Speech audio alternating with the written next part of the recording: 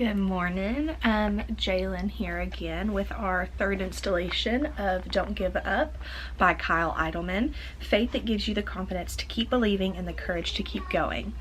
So at this point, we've read the introduction in video 1, and then we've read the section 1 introduction. So the way the book breaks it down, if you can see right there, is there are 3 sections and about, well, there's different chapters for each section, but there's 3 chapters in section 1 and then a handful of chapters in section 2 and 3 and then a conclusion.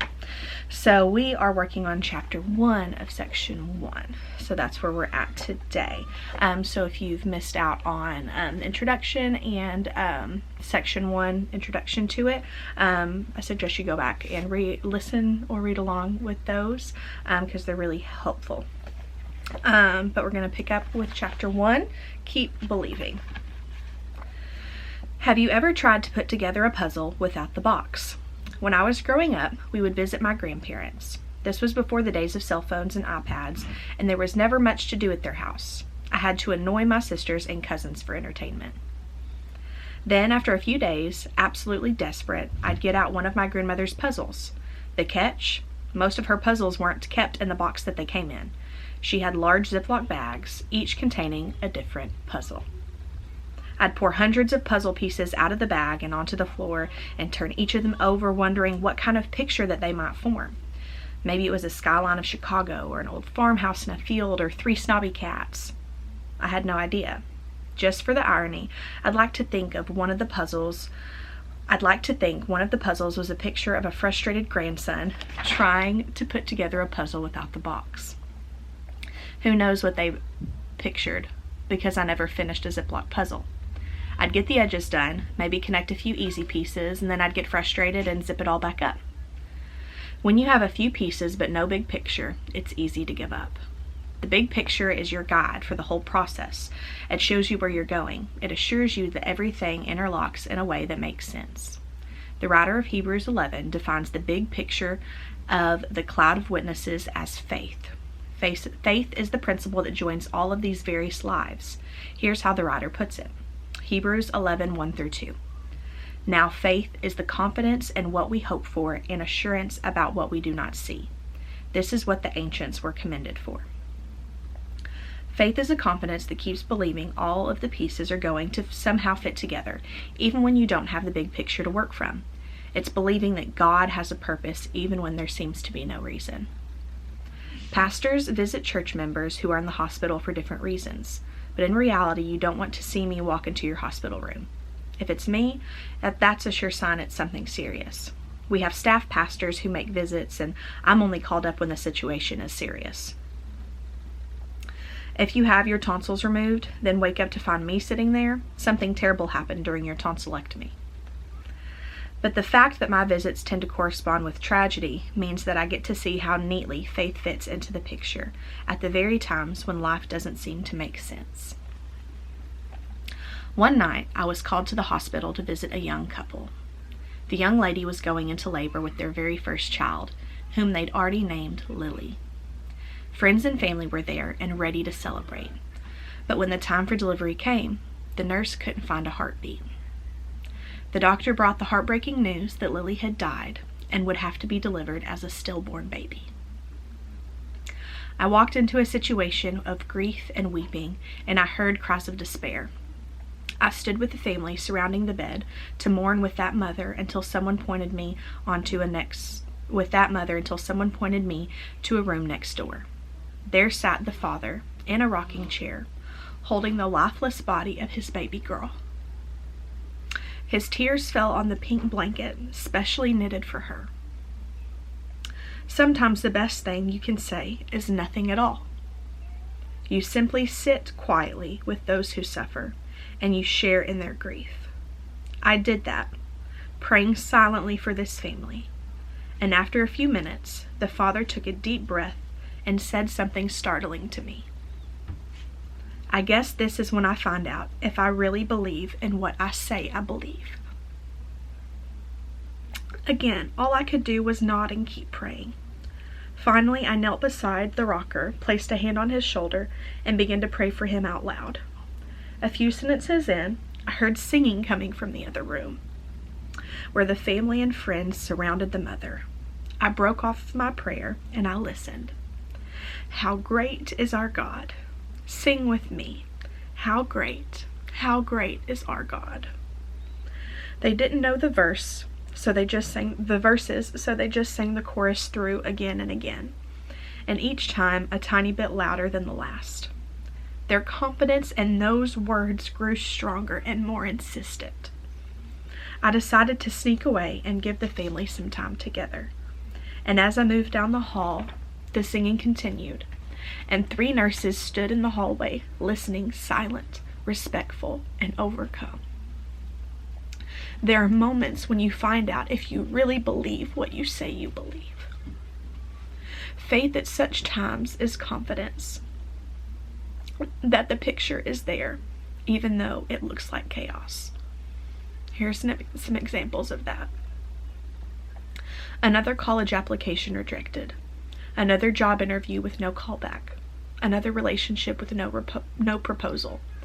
Another doctor's appointment with no diagnosis. But still, faith carries through.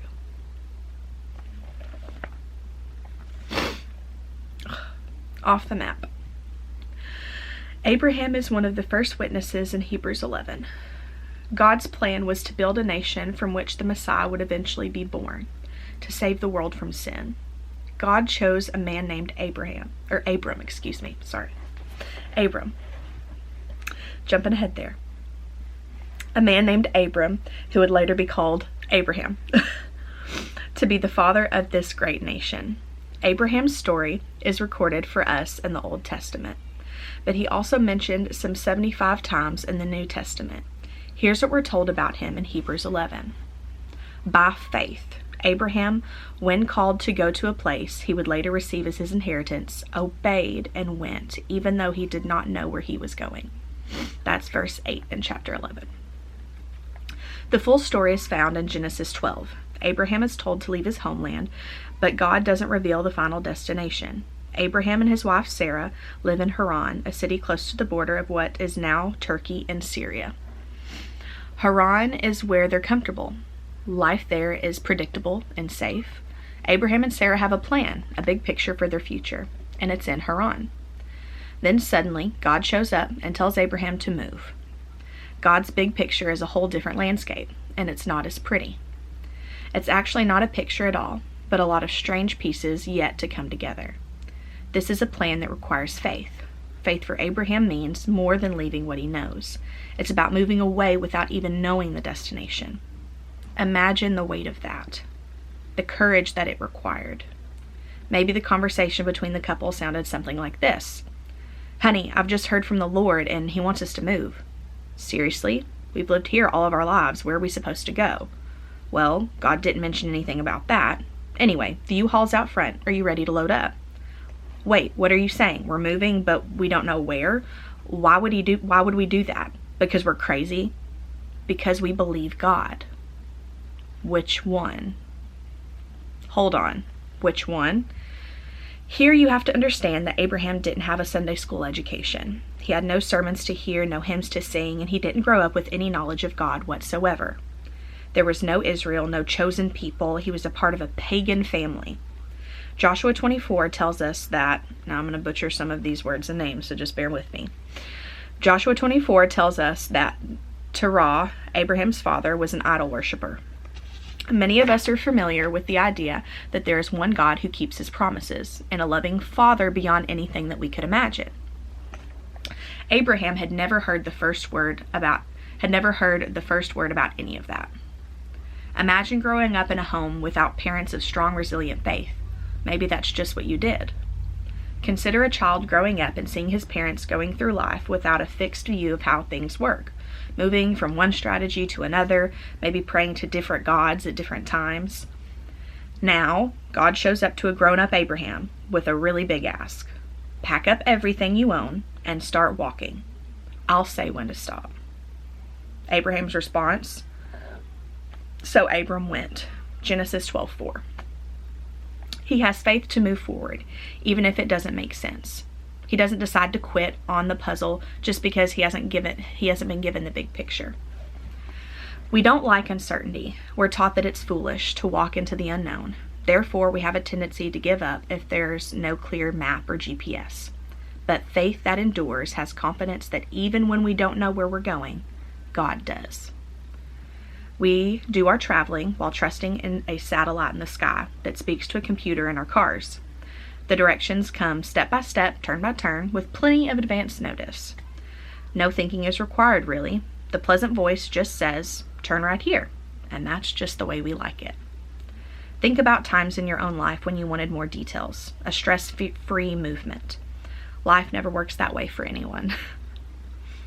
Not during the monthly heartbreaking events for the couple who only ever see the negative symbol at the end of their pregnancy test. Not for the fully invested employee working hard for that first big break, only to keep getting pats on the back rather than the promotion she deserves. Not for those in their late 30s still waiting to find that special someone who never arrives. No satellite relays our next turn in the things that matter most. Life detours are undeniably bumpy, confusing, and longer than we anticipate.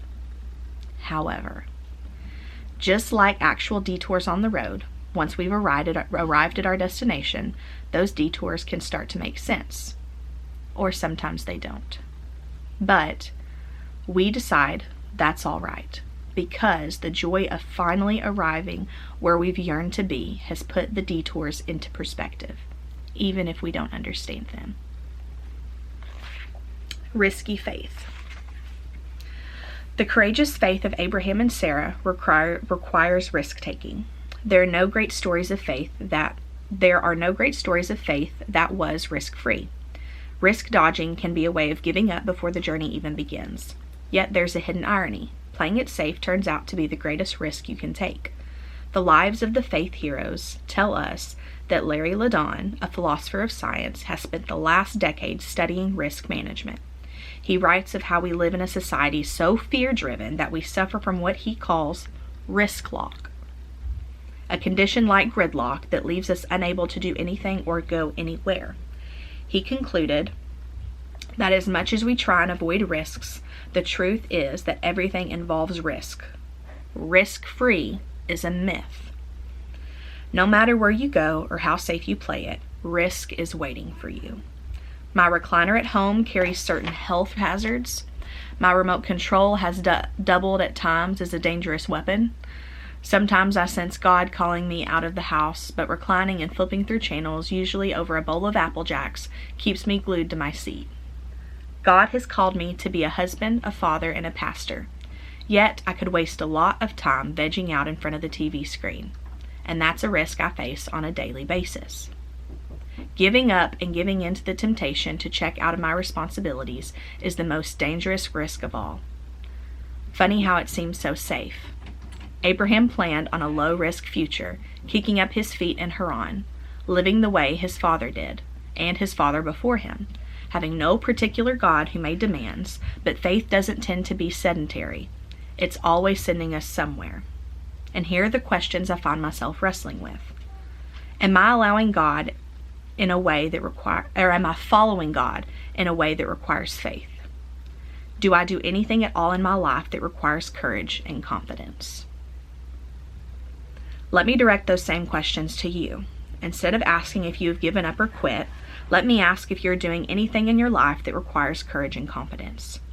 If your answer is yes, then I have a follow-up question for you. Can you tell me a story? Risking faith, the kind of courageous faith that we see Abraham, always has a story attached to it.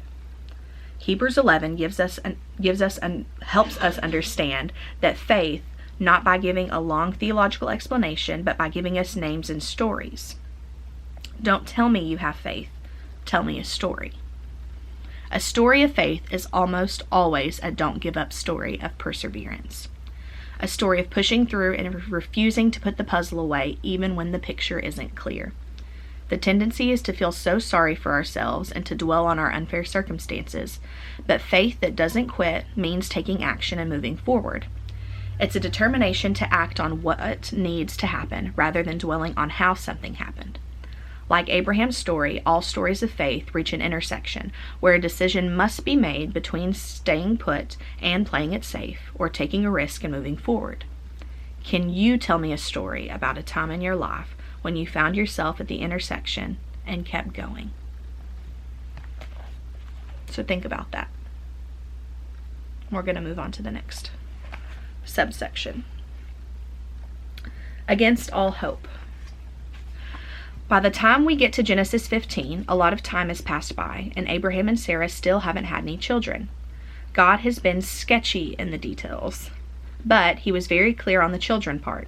The couple wouldn't forget something like that. But years pass and nothing. They must be starting to doubt. Maybe they heard God wrong.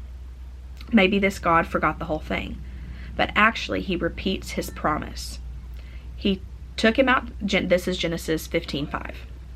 He took him outside and said, "Look up at the sky and count the stars. If indeed you can count them." Then he said to him, "So shall your offspring be." It sounds terrific. It really does. But there's a nagging problem. Abraham and Sarah are elderly and barren. Hebrews 11 tells us Sarah was way past childbearing age, and Abraham was as good as dead. I'm no doctor, but as good as dead doesn't sound like a great qualification for fathering. Sarah's biological clock was blinking 12 o'clock, 12 o'clock, 12 o'clock, month after month, year after year, and this couple has tried to start a family and nothing has happened. At some point, enough of nothing causes you to lose hope for some kind of something. And it's not as if God's promise ever made sense in the first place. But here's how Abraham responds to what God promised. This is verse 6. Abram believed the Lord. Believed based on what? Nothing in this world, only faith itself. For most people, this is where the puzzle pieces would go back in the bag. Even the edge pieces don't fit. Too much blue sky, not enough of the path. But Abraham keeps believing. Another New Testament passage. Romans 4 explains that it's this stubborn faith that allows him to persevere and to not give up. This is Romans chapter 4, verses 18 through 21. Against all hope, Abraham in hope believed and so became the father of many nations. Just as it had been said to him, so shall your offspring be. Without weakening in his faith, he faced the fact that his body was as good as dead, since he was about 100 years old, and that Sarah's womb was also dead. Yet he did not waver through unbelief regarding the promise of God, but was strengthened in his faith and gave glory to God, being fully persuaded that God had power to do what he had promised. Against all hope. That would make a pretty good movie title. When all hope seemed lost, Abraham didn't give up. The phrase also reminds me of my friend Colleen McCain, a modern hero of the faith. She can tell a story of faith that doesn't quit, and I asked her to do just that in her own words. This is her story. Chris and I married young. We both loved Jesus and each other, but after 20 years of marriage, we began having a deep conflict. We tried to muddle through, we tried to keep up appearances, but things kept getting worse. In our 23rd year, he told me he'd had an affair, which ended at the time. We moved forward, trying to hold things together for the sake of our family, and because it seemed like the right thing to do. Over the next 4 years, he had 3 additional affairs. When I began to find out about those affairs, I was completely finished with him and our marriage. There was no hope for us. Because I had been suspicious over the 4 years, I'd secretly made plans for my future without him. I'd saved money and acquired my own credit. I was through, and I had a reason to be. No one would blame me. In fact, anyone who knew felt sorry for me. Everyone I talked to seemed to agree that the marriage was beyond hope, and I felt sure that my life would go on without him in the picture, and honestly, I was glad. Early in the morning, on the day I found out about the final affair, God showed me a verse. 1 Samuel 12:16. Now then, stand still and see this great thing that the Lord is about to do before your eyes. I felt something I didn't even want to feel. I felt hope. Over the next few days, this verse kept coming back to my mind.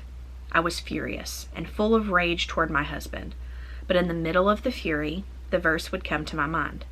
Stand still and see this great thing that the Lord is about to do before your eyes.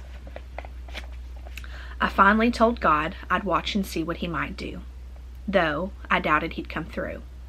After all, he hadn't answered my prayers for our marriage up at this point. I began watching Chris like a hawk, keeping up my end of the bargain, to watch and see what God might do. To my surprise, Chris began changing.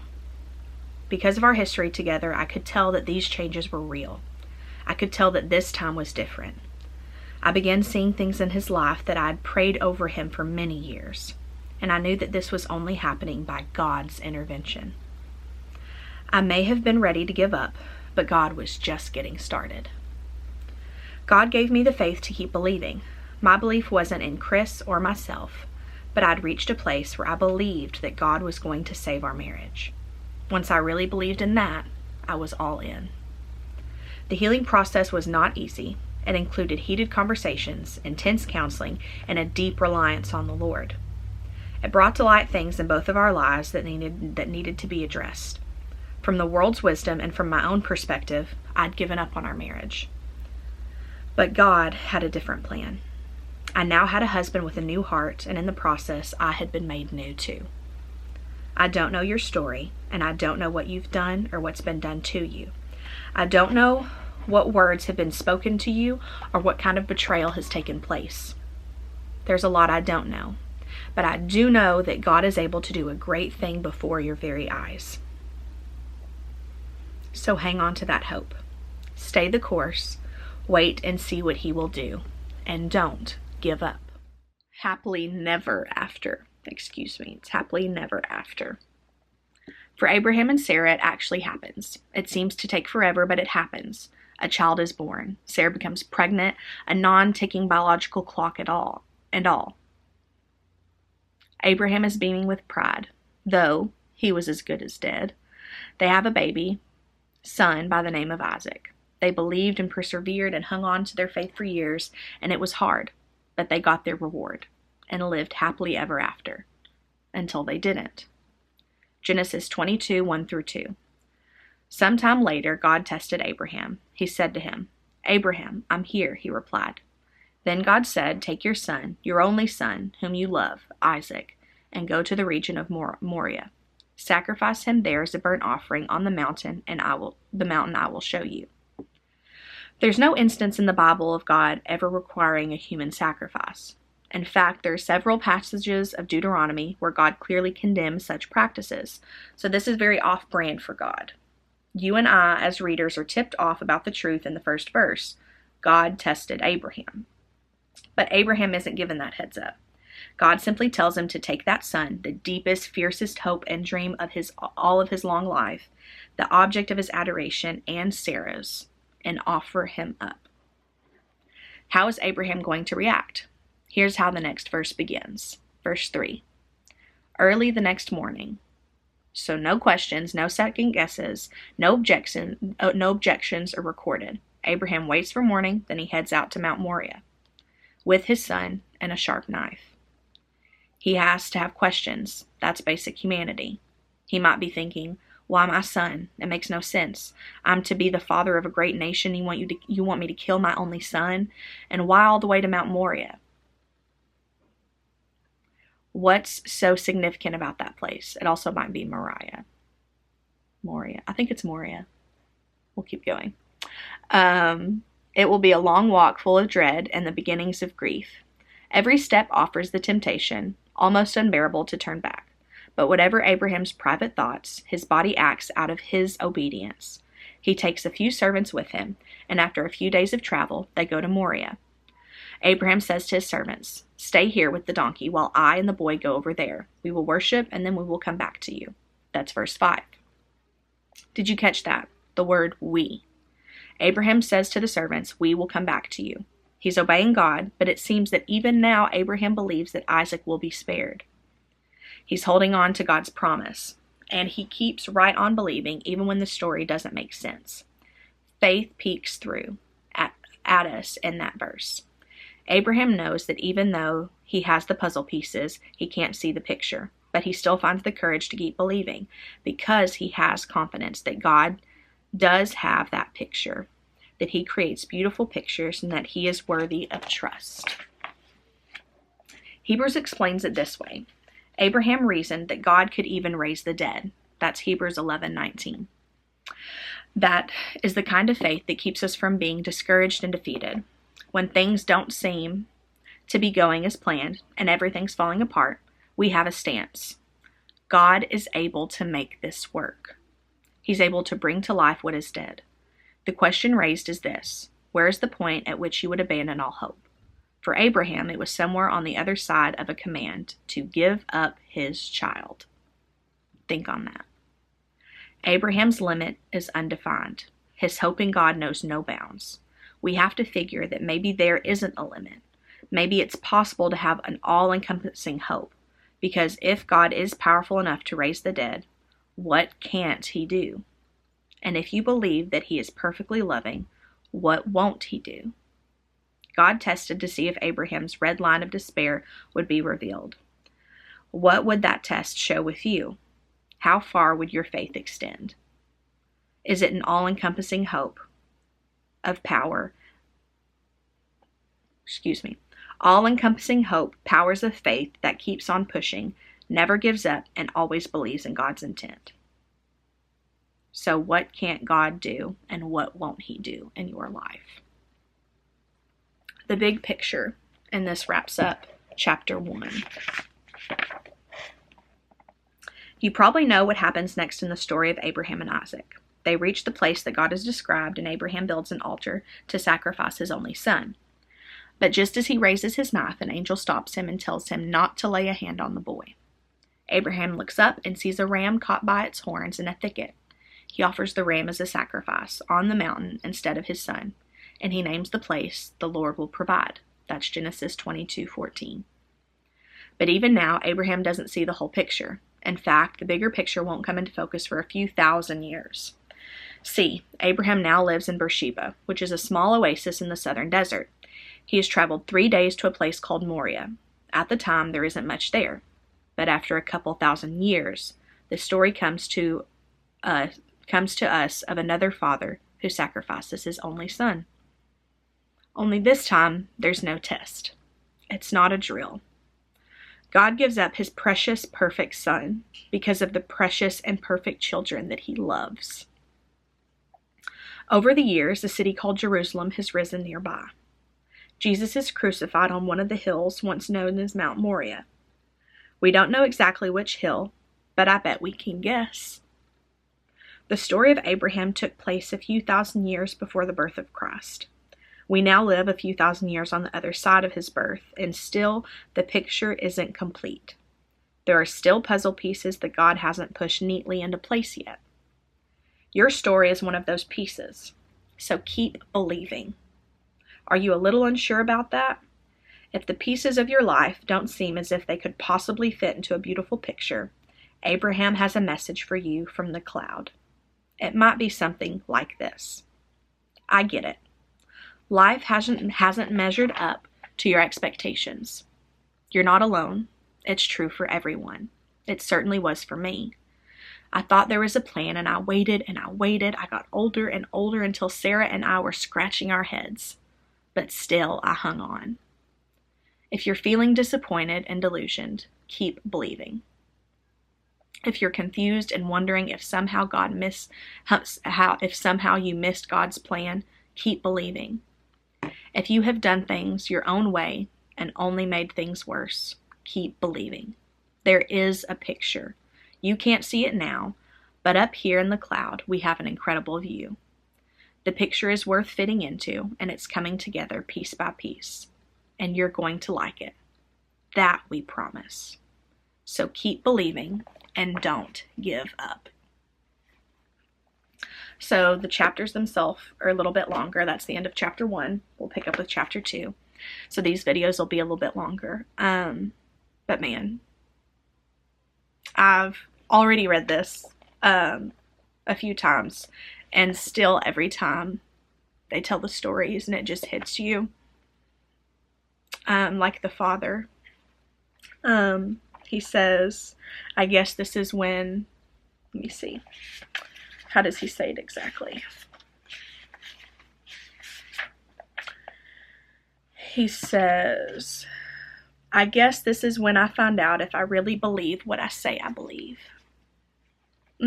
and you don't truly know it until you walk through it.